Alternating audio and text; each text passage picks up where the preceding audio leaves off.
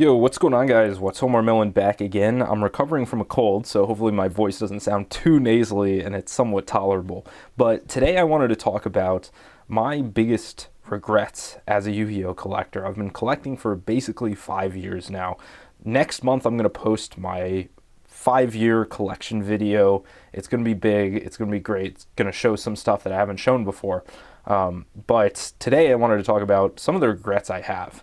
And without further ado, let's get into it. I've got a stack of cards that I've bought over the past month or two. So I'll thumb through these and show off some other cards as I go through. But the first regret I wanted to talk about is collecting stuff that other YouTubers hyped up instead of stuff that I personally like. And cards like this, like these are genuinely cards I think are cool. I've ragged on prismatic collector rares a whole lot, but this Deep Sea Diva actually has a really nice texture to it, and so I'm not too unhappy about picking stuff like this up. Same with the Swap Frog. I've been a big fan openly about prismatic ultimate rares, but Swap Frog prismatic alternate rare, I mean, look at the texture on that thing. And this was so cheap. It was like 50 cents or something, maybe even less than that, but you really can't go wrong with texture patterns like this. It looks like it's bulging out of the background basically. But when it comes to collecting stuff that is being hyped up by YouTubers and people online, a lot of the times when you're a new collector, you don't know what to collect. And so you are going online to see what other people are collecting, and you're often going to get dragged into some hype cycles where people are pumping stuff, or sometimes people genuinely do love that stuff, but they really, you don't necessarily. It's more so that you haven't seen enough stuff to really get a good perspective on what you want. And so just the other day, I was looking through some of my old videos from like 5 years ago, and this is just when I started to collect Yu-Gi-Oh! And so this is back beginning of COVID. I've told this story before, but I had just been sent home from my final semester of college, and all I could do was really, go for walks in the park basically, and watch Yu-Gi-Oh! YouTube videos and stare at tracking numbers for my orders of Yu-Gi-Oh! Cards. I mean, it was kind of sad, but that's all you really could do back in those days. And I forgot I had ever collected most of the cards that I saw in those videos from back then. And the cards were this awkward combination of low rarity ultra rares, and ultra modern stuff that I'd seen people pull online. And then also some vintage cards in poor condition that I remember from my childhood. And so it was a ragtag bunch of stuff, most of which I don't have anymore. Funnily enough, a couple years after getting in, I think Genesis Impact was 2021, I actually bought a bunch of cases, or a case of this, and I opened it up, and I remember pulling Nightmare Phoenix. It costs, and I sold it immediately for $66. This one cost me only a couple of bucks, and so I'm glad I sold it back then and then rebought it for much cheaper. But all of that being said, I don't hate new collectors opening up modern product and enjoying new cards. And so an example of some of the cards that I still have from back then that I bought when things were being hyped up. This is out of what, Pharaoh's Rage or something, Phantom Rage. This is Mutant Ultimus. You can see that I bought a bunch of them, and that's one of my other regrets. But this is like a cool modern card. I mean, I really like the mutant archetype. I think that they spend so much time, they give too much time to like spellcasters and warriors and dragons, and there's just a lot of other cool concepts, cool archetypes that they haven't developed a whole lot. And this is like an alien archetype. The artworks look really nice. I mean, this has, what is the name of that? I'm forgetting the name of the person who wrote Cthulhu, drew that. Anyways, it reminds me of those sorts of monsters. Regardless, Mutant Ultimus is like a cool card, but I remember buying so many of these because I was super excited about it, and I was excited when I pulled it. It wasn't very expensive, but I love the art, and it's great to get excited about that stuff. But I think a lot of that excitement was, there was one YouTuber, I forget who it was, who was hyping this card up, and I think I drank the Kool-Aid a little bit on that, and so it's one of my regrets buying so many of them. And maybe if this had gotten like a Starlight rare or a collector rare, it would have been a better buy, but I really bought the Kool-Aid with these Mutant Ultimuses. And so, there are various different people who, pump stuff, or even just like pretty, honest openings of just like Walmart super packs. That's kind of like some of the stuff that I was opening back then. You know, you'd see Team APS or Team Samurai open some of that stuff, and then I'd, you know, on my trip to Walmart or Target, I'd pick one of those up, crack it open, and most of the time I wouldn't end up with anything. So it's always a little bit disappointing when you open up product and you don't get anything. And those are just really, you know, a lot of the time those, you know, packaged products from third party retailers, those are often just really not worth the value. And so I would often find myself buying stuff like that in the very beginning and just regretting the purchase at the end of the day. One of the other things that I would do, and this is something I definitely got from watching YouTube videos, is I would buy up old collections on sites like Goodwill or even eBay. Although I didn't do as much eBay because I recognized that, you know, there are people with a lot more knowledge bidding on that stuff. But anyways, I would buy stuff from places like Goodwill. They have an online auction site, and I wasn't experienced, I wasn't careful about the conditions, and so you can imagine that I often was taking big losses because I was having to spend significant time selling the cards, and oftentimes they just weren't in good condition, and I wasn't really getting much value back anyways.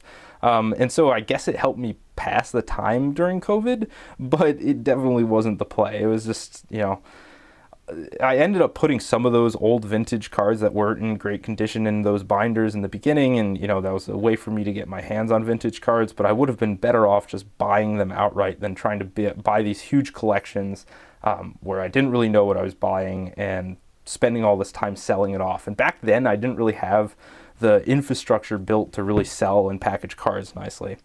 A little interlude, but this Dark Magician the Dragon Knight, man, I'm so happy I got this. I forgot to say that like most of these QCRs, basically all of them were bought before the most recent buyouts. If you follow the prices, you know that quarter century secret rares from Bonanza have gone absolutely absurd. Luckily, I picked all these up before those prices really happened, and this is just, man, I love this card. Super happy I bought that one. And so, you know, finishing off this, you know, regret of collecting stuff that I was seeing online, it's kind of funny, but probably the biggest thing I regret is actually the fact that I was letting these YouTubers influence me, but it wasn't the fact that I was just buying and opening what I saw featured on their channels. It was also the fact that I wasn't collecting other things. I wasn't looking at, you know, and doing research and trying to find other things that I genuinely liked more. And the biggest example is back 5 years ago, you know, 4 years ago, there were not many channels that were posting OCG content regularly, specifically OCG collecting content. And so I wasn't really collecting Japanese cards, and or other OCG cards. And as soon as I saw that stuff, you know, it just clicked in my head. I had to get more and more. And one day, you know, I just saw it on eBay. I saw this Cyber End Dragon, and it was this 20th anniversary card, super shiny. It was so nice, and it was just so cheap. I couldn't believe it, and I couldn't believe that people weren't talking about it. And so once I started to get into OCG stuff, I really, you know, at that point, I realized that there's a lot of stuff that people don't show that you really should get into. And I think here I still collect OCG stuff. Here's a Ultimate Rare Earthbound Immortal I won on an auction a couple months ago. It's just such a cool card. The foiling pops so nicely, and you know, it's easy to not get into this stuff because you don't see a lot of people talking about it. So we'll do a little interlude because the next thing I wanted to talk about are graded cards.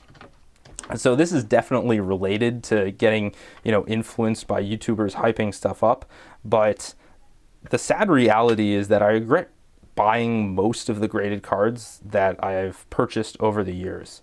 Not all of them, but the main draw of card grading has to do with the fact that there's additional value that comes along with the PSA 10 grade or 10 grade at other grading companies. And I think the scarcity of PSA 10s back during COVID really drew people in. And it resulted in these unreasonable prices that, you know, further drew more and more attention to the cards.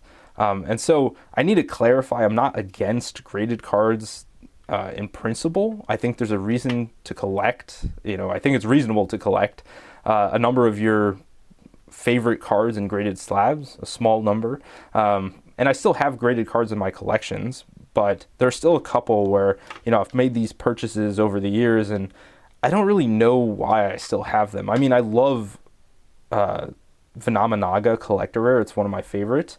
But I just don't know what to do with this card. I don't display it. It just kind of sits in a case, and it costs a lot more than the raw copy. So it's just, I think I maybe spent $40 on this a couple years ago. So it wasn't like I spent a ton of money, but I just don't know what to do with it. And so, when you collect graded cards, because you're spending more, oftentimes a lot more if there's this PSA 10 premium, you just can't collect as much. Because you can only collect fewer graded copies, and sometimes the grading's inconsistent. Like, for example, this Mirror Force is a pretty weak PSA 9, if I remember correctly. Yeah, you can see there's edge wear on the top of the back. There's whitening on the bottom corners as well. To me, this should have been an 8, but it was graded a 9, and it wasn't clear in the photos. They didn't show off all that whitening, and so at the end of the day, I kind of got stuck holding a Mirror Force that I don't feel super comfortable cracking and putting into my binder because it's not actually a super mint card. And so back in the day, maybe in like 2020, 2021, I remember buying like 5 to 10 PSA 10s that cost like a little more than 100 a piece. Maybe the most expensive was a couple $100. And I didn't have a strong connection to them. I was just buying PSA 10s to buy them. And they were cool cards, but they weren't anything more than cool cards to me. And so, I think there was a Dekoichi Ultimate Rare. There was a Thousand Eyes Restrict from Master Collection 1. So, like, not bad cards.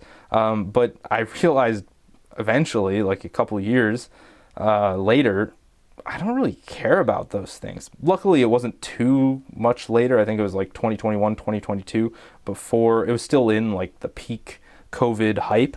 And so I was able to sell them at the peak, and I ended up making a couple $100 off of selling these things. But still, like, why did I buy them in the first place? And I was just lucky that I sold into the peak. Overall, not my best purchase. And even after 2021, I still collect some graded cards, but it's mainly cards that I liked. And even then, I didn't think it was a problem, but sometimes, I realized that I don't really love some of these cards. Like, for example, the clearest example in my mind is I was trying to get a collection of all the PSA 10 Monarchs, and I had a lot of them. But I realized that the pops were so low on the ones I didn't have, and they were already in the hands of collectors with pretty deep pockets, and so it would have cost me a fortune to try and acquire the remaining ones that I needed. And so after, stagnating for a couple of years without being able to get any of them, I just decided to sell them off because, they were just sitting there collecting dust and I wasn't getting any closer to my goal. So might as well sell them off for a couple thousand. And I only kept Mobius, which is actually my first graded card, but, excuse me. Sorry, I told you I was sick. So, I don't regret buying the Mobius, but the other ones, I don't know. I just regret in general. Nowadays, with a few exceptions, I only really buy graded cards that I plan to crack and put into my binder. And I think the lesson learned is to only buy a small number of graded cards and make sure that they're cards that I genuinely have a strong attachment to. I actually had a Ryza in PSA 9 Ultimate Rare. There weren't any 10s last I checked. So the next thing I want to talk about are buying mid-rarity cards. So I have a couple more things to show off here, but I think I'll start with these. Mid-rarity cards are cards that are cheap enough that, you don't really feel like, oh wow, I'm making a huge purchase, but they're not so cheap that they're just incredibly budget friendly. Like, these aren't 10-cent cards. And so you end up adding up purchasing, like the amount of money you spend adds up over time. And these aren't the cards that you put into your final binder if you're someone like me. Like, for me, I always want the highest rarity version. And the mid-rarity stuff, like, I buy it because it looks nice. Like, this Cyber Dragon looks incredible. This Cyber Dragon looks great. Like, the OCG card stock for these Speed Duel promos is really, really nice. And these cards look incredible. But I just haven't found a place in my collection to put them. And they just sit there, accumulate dust, even though they're really, really beautiful. And I don't know what to do with them. It's just, it's $5 here, $3 there, $10 there. It just adds up over time. And it doesn't end up in my final binder. Probably the biggest thing that I remember are ultimate rare unlimited cards. This is something I used to buy a lot. Unlimited ghost rares, unlimited ultimate rares. Like, this is a really cool card, don't get me wrong. Mobius ultimate rare unlimited. I like this, but I want the first edition at the end of the day, and so this is just an intermediate step. If it maintains the exact same market price, you just have to eat all the shipping and fees and taxes. And so, it just ends up not being worth it. And so the thing I've learned from this is just either go for the highest rarity or stick to something that's super cheap as a really budget-friendly option. The next thing, and you kind of saw it with these Mutant Ultimates, is that I do like to hoard a lot of my favorite cards. And so a prime example of that, or even not my favorite cards, just like cards I think are cool. I buy one and then I can't stop buying them. And so I've mentioned that Mobius, actually, I've said, this is one of my favorite cards many times on this channel. And at one point, I had more than a dozen Mobius the Frost Monarch Ultimate Rare first editions. Okay, this is an unlimited print. I had more than a dozen of the first edition. Now, I've sold off a good amount of those, but man, I can't stop myself. And it's something I regret because I end up selling them because I'm like, I don't know what to do with all of these. And so I have stuff like this where you can see how many Flame Wingman promos I bought. I don't know why I bought all these. And the craziest part of this is that I've already sold off like a dozen copies. Like, I bought so many of these, over the first year of this being out. It was cool. I still think that it's a really beautiful promo card, but I don't know what I'm doing. And it's not an isolated incident. I do it again, and I do it again and again, and it just doesn't make any sense. And so I regret that. Here's another example. I think I have a playset in one of my other binders and another copy in a second binder. And then I have these three. So I have 7 copies of Ogdo Abyss, the Ogdoatic Overlord. Excuse me. And it looks cool. It's a really awesome card. I mean, we can look at the foiling here. It looks really nice, but there's no reason for me to have this many of this card. And so the lesson learned is just, if you have more than a playset of a card, just hold off on buying more. All right. The fifth and second to last, or penultimate regret is, excuse me, expecting Konami to protect high rarity modern cards. Luckily, I didn't buy into Starlight Rares really at all, but with collector rares, I bought a lot of them, and then Konami released things like the Quarter Century Secret Rare and printed every card in it, basically. And so, something like this, there's not a great example. I'm looking to see if there's a good example here. Let me thumb through some of these other ones I already went through. Maybe these get collector rares or anything like that. Okay, maybe there aren't any good examples here, but basically, like, they would print cards in Starlight Rare or Collector Rare and then just print it in Quarter Century Secret Rare, and the original high rarity printing in the modern rarity would just lose all of its value. And they hadn't done that a ton of times, before 2020, or 2022, 2023 when the Quarter Century dropped. But, at this point, you just have to assume nothing's safe from these sort of high rarity reprints, and they don't change the artwork very frequently. So at this point, you just assume that it's going to get reprinted. Oftentimes I hold off if there isn't a second high rarity modern printing, because I just assume there will be one and it will tank in value and I can get it for much cheaper later. So it's pretty straightforward. I've talked about it a million times, but I regret some of the collector rares and modern high rarity printings that I've bought over the years. My voice is starting to fail, so I gotta go quick. So the final thing is sealed product. Even though stuff like this, for me, has gone up in price over the years, so technically I would have made money on it, It just sits on the shelf. I don't open it. There's Absolute Power Force Japanese. Goes from the past two.